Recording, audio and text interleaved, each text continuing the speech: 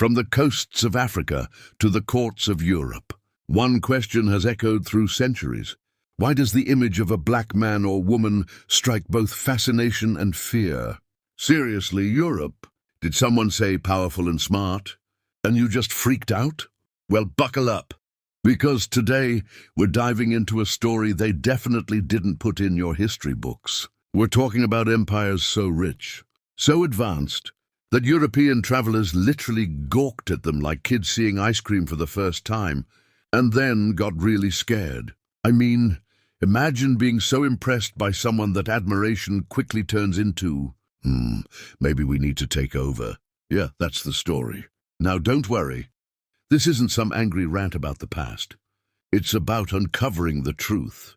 The kind of truth that makes you go, wait, I never learned that in school. And by the end of this video, you'll understand why Black history isn't just about struggle, slavery, or stereotypes. It's about brilliance, rebellion, and influence that shook the world. So before we jump in, make sure to hit that like button if you want your brain to feel smarter by 10%. Share this with your friends so they can finally stop giving you blank stares when you drop history facts at the dinner table. And subscribe for more videos that are equal parts mind-blowing and entertaining. Trust me, you don't want to miss this. From African empires dripping with gold to revolutions that gave Europe actual nightmares, this story will challenge everything you thought you knew. And hey, if Europe's afraid, we might as well be fascinated, right? All right, let's go, and prepare to have your mind pleasantly shocked. The forgotten power of Black civilization. When we talk about history, Africa is often shown as a continent waiting to be discovered. But let's get one thing straight from the start. Africa wasn't waiting for Europe to show up. Africa had empires, cities, and knowledge that would make most European kings drop their monocles in shock. Before fear came competition, there was respect, and Europe knew it. Take the Mali Empire, for example. Around the 14th century, Mali wasn't just rich. It was fabulously rich. We're talking gold, mountains of it. European traders and travelers literally couldn't believe their eyes. Timbuktu, Mali's crown jewel, was not just a city. It was a hub of learning, culture, and trade. Imagine a city buzzing with scholars, poets, astronomers, and mathematicians.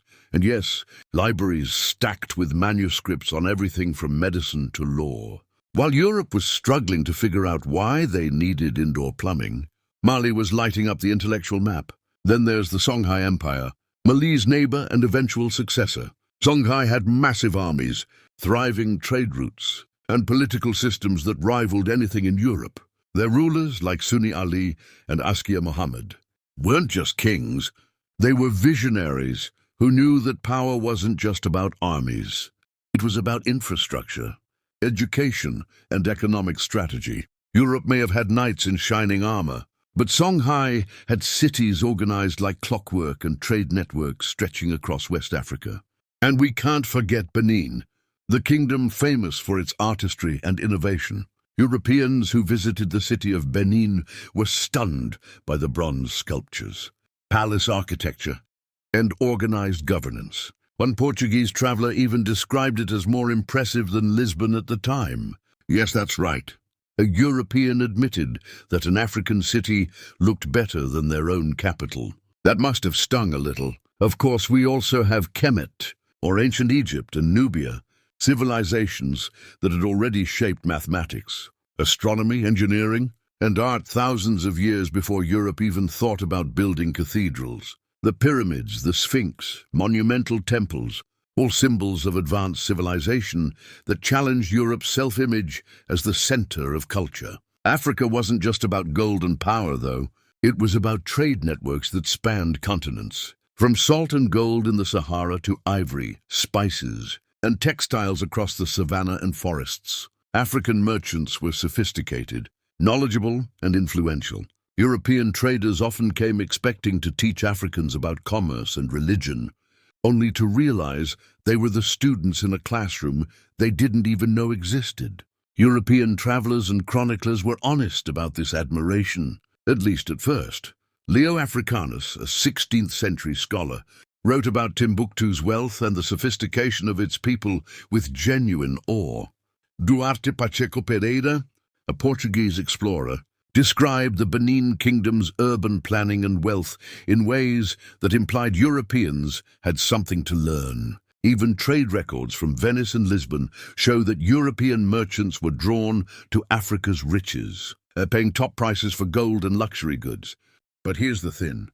Admiration is a double-edged sword. When Europe saw Africa's wealth and sophistication, it wasn't just fascinated.